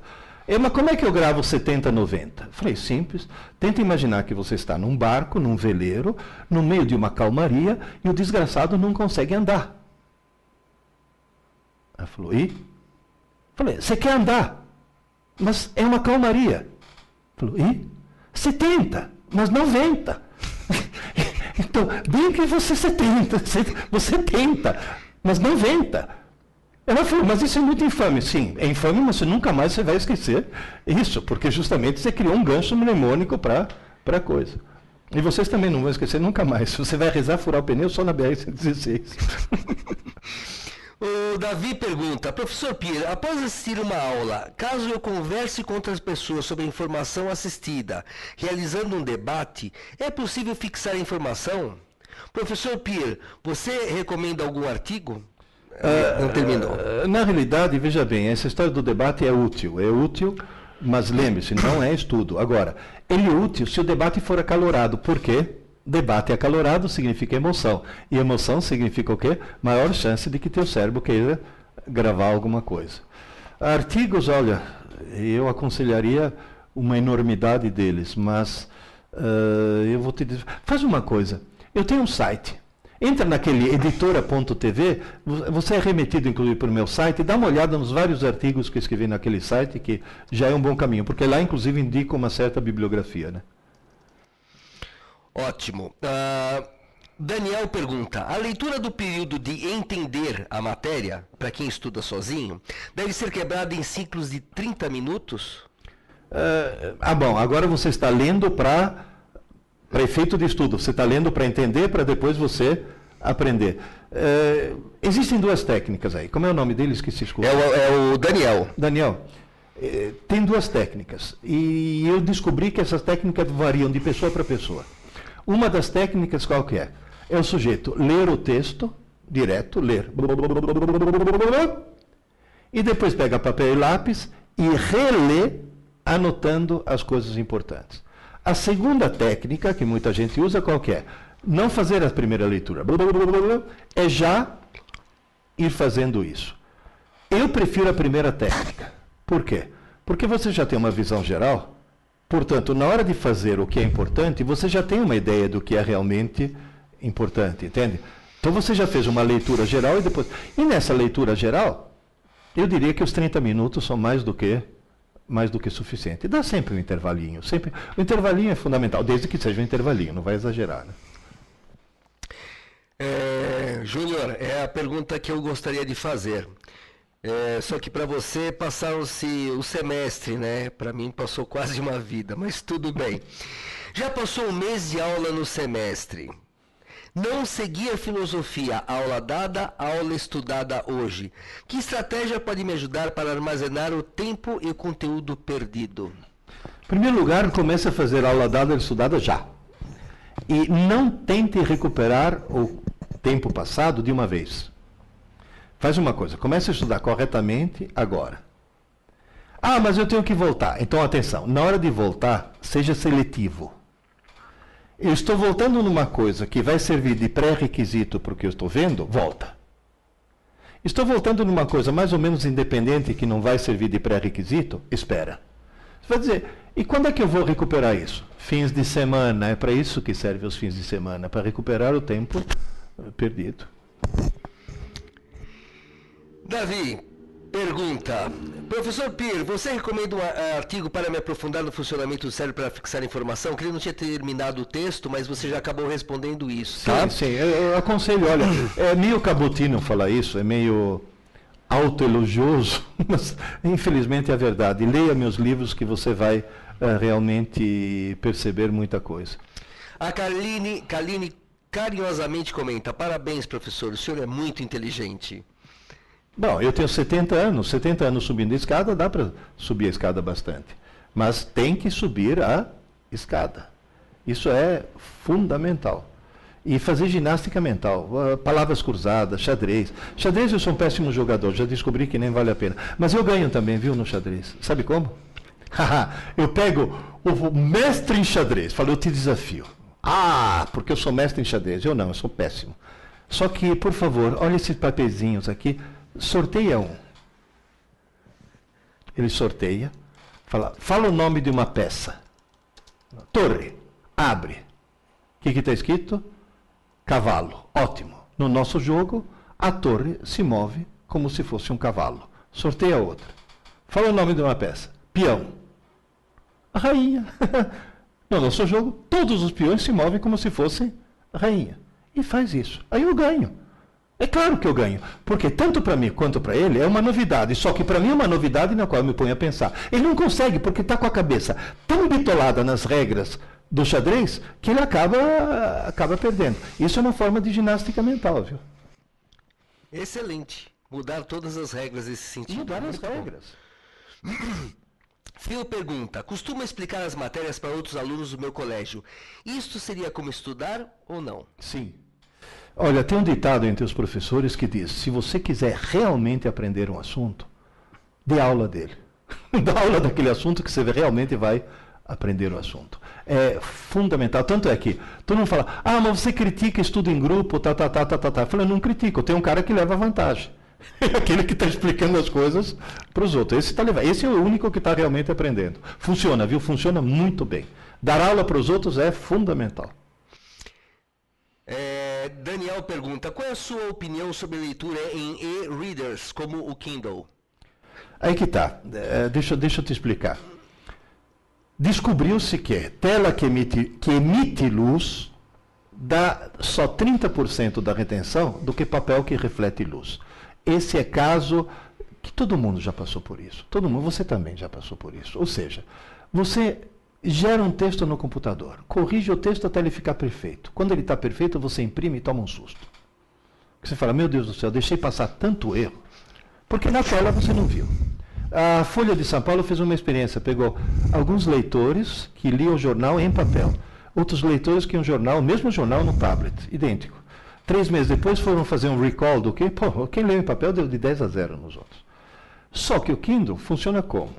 Na hora que descobriram que a tela que emite luz não dá retenção, eles inventaram um display de electronic paper, de papel eletrônico. Tanto é que o Kindle, você não lê no escuro, você tem que ter uma fonte de luz. Alguns vêm até com abajurzinho.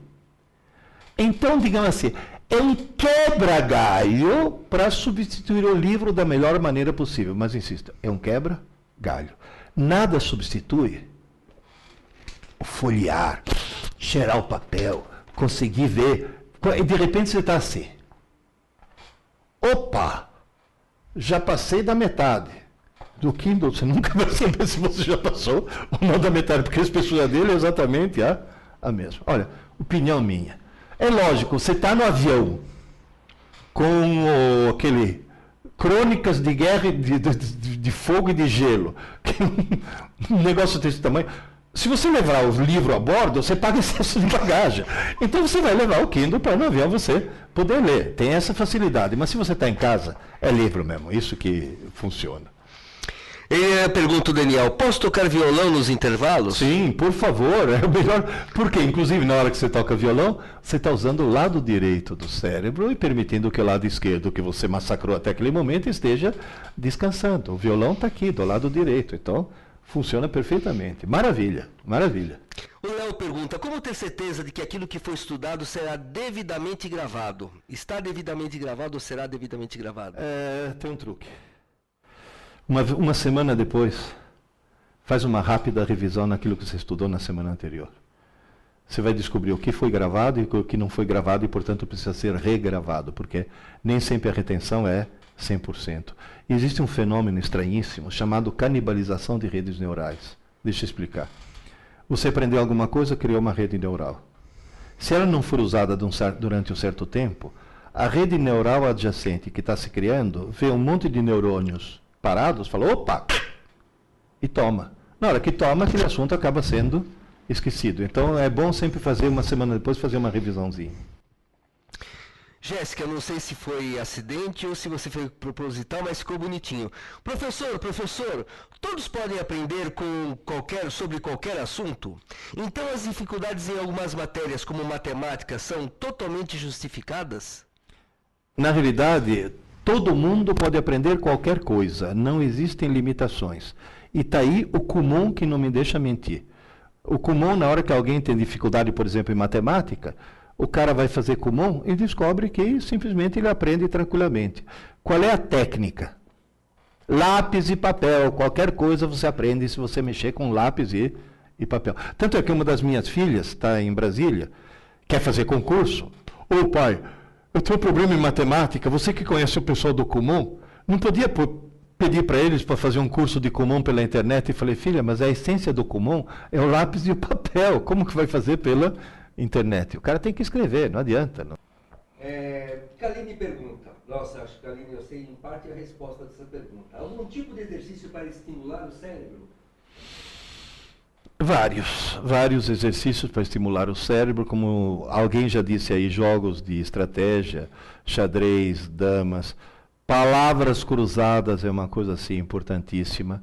Outra coisa, entra na internet, no Google, e procura IQ, quer dizer, IQ, Test Non-Verbal. Testes não verbais de QI. Você vai encontrar um monte. Começa a fazer. Uma pela curiosidade de você, eu vou ver o quanto eu sou inteligente, mas não.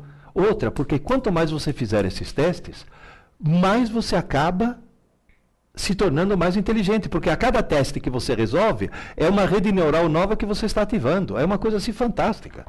Então, na realidade, existem 1000 coisas que você pode fazer, mas a principal qual que é? Leitura. Ler muito, nem que seja para ler Júlia, Bianca, Sabrina, Crepúsculo, essas coisas horrorosas, mas pelo amor de Deus, leia. Isso é fundamental. Desculpa. Daniel pergunta, como a revisão deve ser feita? Deve ser escrita tal como período de estudo, lápis e papel? Lápis e papel. Obviamente sendo cada vez mais sintético, porque aí cada vez você vai pegar a essência da essência da essência, né? O Luiz, se bem que já respondeu ela, mas eu vou repassar essa pergunta. Estou aprendendo um novo idioma, o Luiz pergunta. Existe uma maneira especial para estudar em um novo idioma com mais eficiência? Sim, aquilo que eu falei. Assista um filme com o idioma original e a legenda no idioma original. Isso é importantíssimo. Tem gente que fala, mas aí eu não vou entender nada. Então faz uma coisa. Assiste o filme dublado.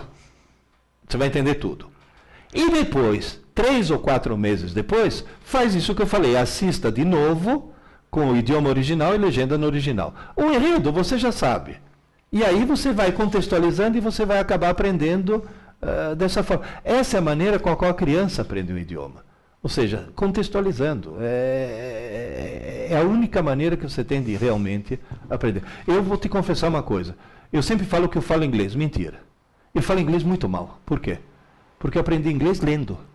Eu leio e escrevo com muita fluência. Só que na hora de falar, não sei como pronunciar a bendita da palavra, que eles têm umas regras malucas. Mas, na realidade, eu aprendi lendo. E lendo o quê? Ficção científica, Isaac Asimov. Eu queria saber o fim da história. Eu li 3, 4, 5 volumes deles em português. O 6º, que contava o fim da história, acabou de ser lançado. Eu estava em Nova York, vi nas vitrines, falei, comprei. Estava em inglês, não teve problema. Comecei a ler em inglês. Na primeira lida, entendi 30%. Aí eu peguei e li de novo, já entendi 60%. Na terceira. Na quarta, já estava lendo fluentemente. Sem pegar num dicionário. Isso que é importante, sem pegar num dicionário. Por quê? Porque contextualizando, você vai acabar entendendo o significado das palavras. Matheus pergunta, foi o que você falou durante a aula, inclusive. Tenho aula à noite e se eu deixar para estudar no dia seguinte, eu perco essas aulas? Perde. Infelizmente, perde. Então, na realidade, é melhor você perder meia hora de sono, acordar meia hora mais tarde se puder, ou coisa desse tipo, mas tem que ser Na aula que você teve à noite, aquela aula vai ter que ser estudada na mesma noite, com papel e lápis. Isso, e sinto muito, o cérebro humano exige isso. Não fui eu que inventei isso, é o cérebro. O Júnior pergunta, tenho dificuldade em me concentrar em leituras de novos conteúdos na faculdade. Tenho que ler várias vezes até entender para posteriormente passar a estudar. Como posso ganhar tempo nesse processo? Veja bem, duas coisas. Primeiro, se você tem dificuldade em interpretar aquilo que está escrito, isso provavelmente você não é um leitor. Então, paralelamente, você vai ter que usar como forma de lazer a leitura. Desliga o videogame, desliga a televisão, desliga um monte de coisas e ler livros, muitos livros. Isso é um trabalho a médio e longo prazo paralelo. Agora, a curto prazo qualquer, se você tem dificuldade em se concentrar e entender, o que você faz? Escreva. Na hora que você está lendo, pega as palavras-chave, as palavras que você não entendeu, escreva. Palavras desconhecidas, escreva, porque depois você consultar no dicionário. Mas o ato de escrever, ninguém consegue perder a concentração enquanto está escrevendo. Só se for um médium que está psicografando, porque se você está escrevendo, você é obrigado a se concentrar naquilo que você está escrevendo. É a melhor maneira de manter a concentração. Davi pergunta, existem registros de crianças com nível de inteligência acima do normal. Como se posicionar sobre isso, entendendo que a inteligência não é genética?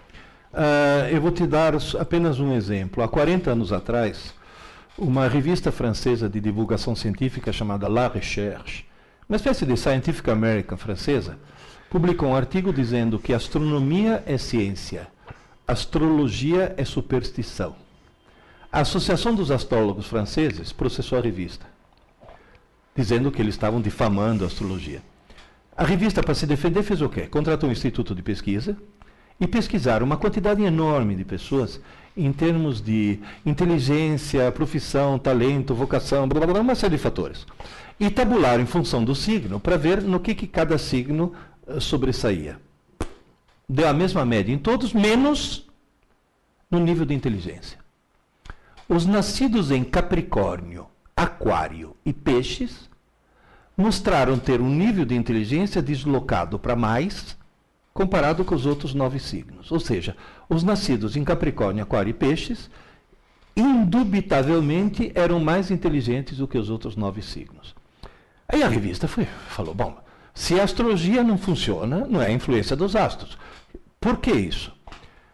Inclusive é bom vocês tirarem esse sorrisinho de seus lábios, porque é só nascido na França, viu? Que tem cara aí de Capricórnio, Aquário e Peixe já se achando, né? Tô me achando o máximo, né?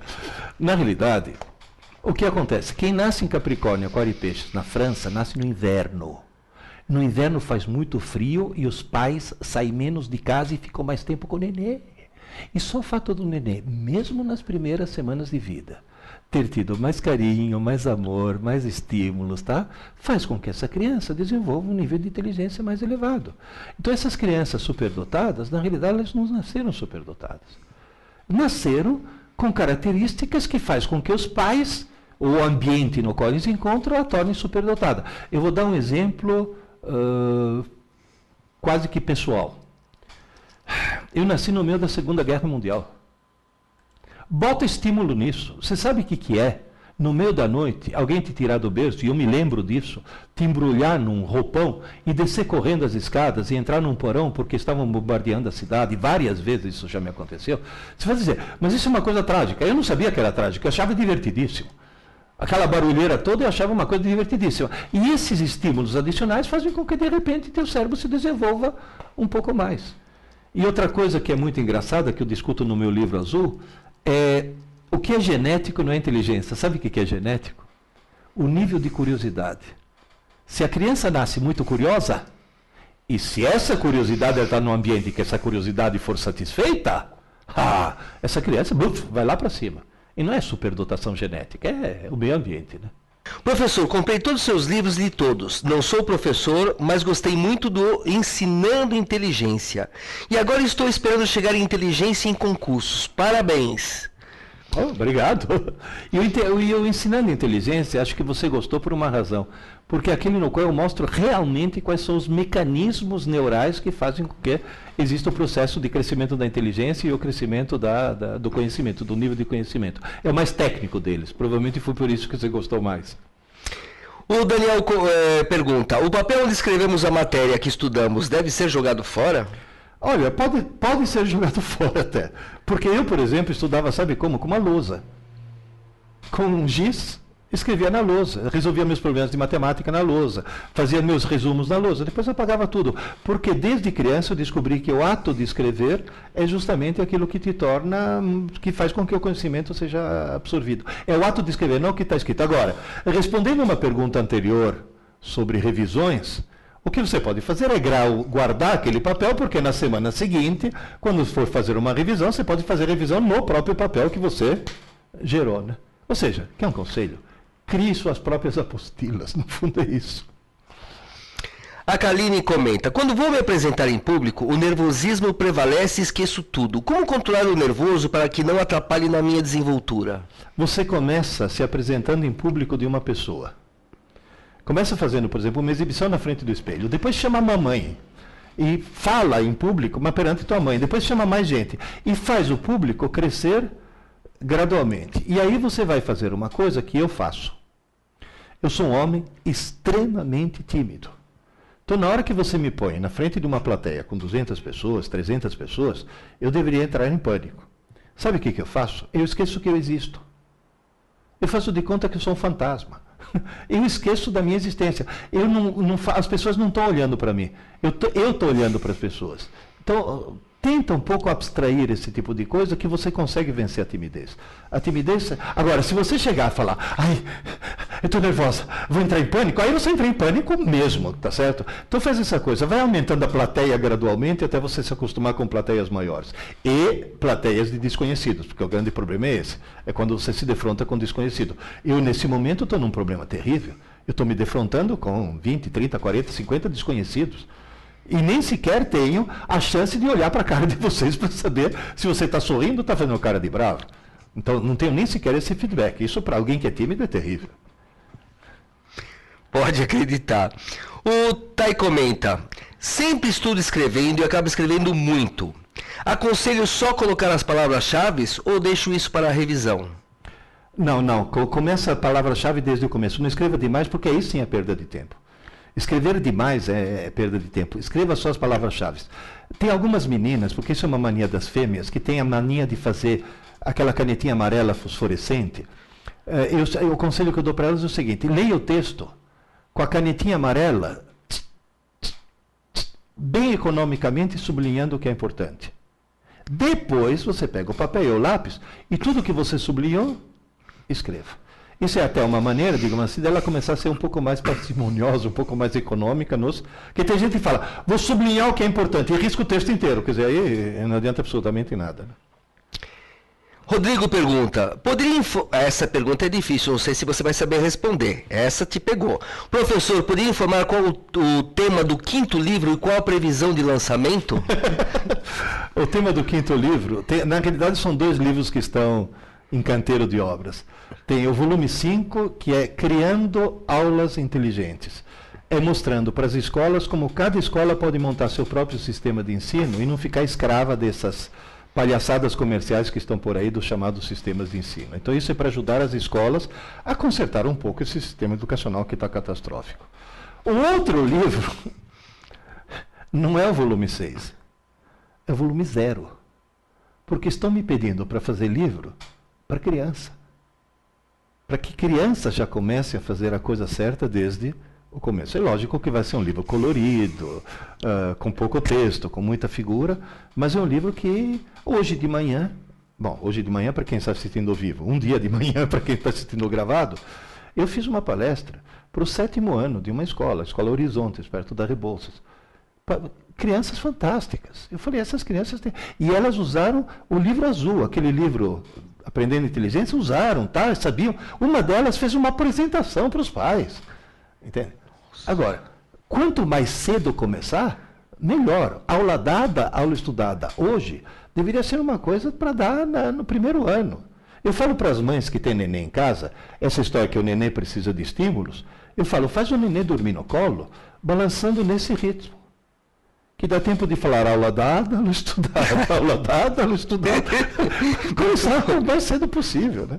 Pessoal, um beijão para vocês e até a próxima. Vai ter mais aulas dessas.